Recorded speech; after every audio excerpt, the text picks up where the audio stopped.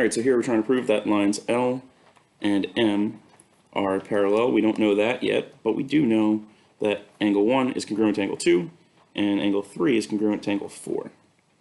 So the first thing I'm going to do is just prove that these two lines are parallel because these are congruent.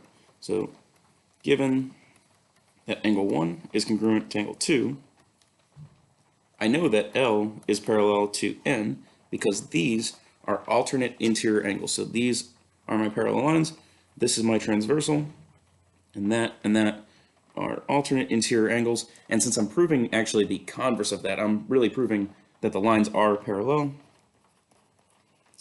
I'm using the converse of the alternate interior angles postulate.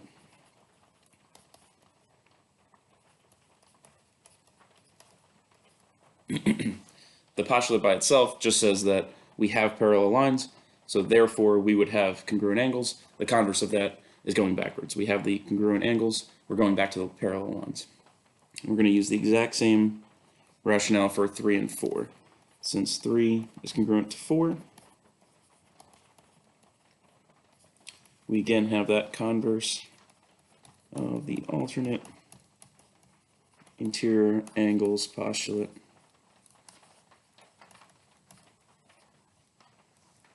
Saying that these two lines are now parallel. That line is parallel to that, so N is parallel to M.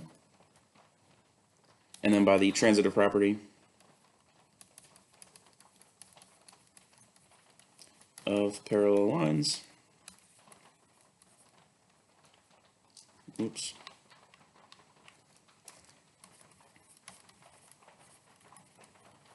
we know that we can actually just leapfrog over N. If L is parallel to N and N is parallel to M, then L is also parallel to M, which is what we wanted to prove.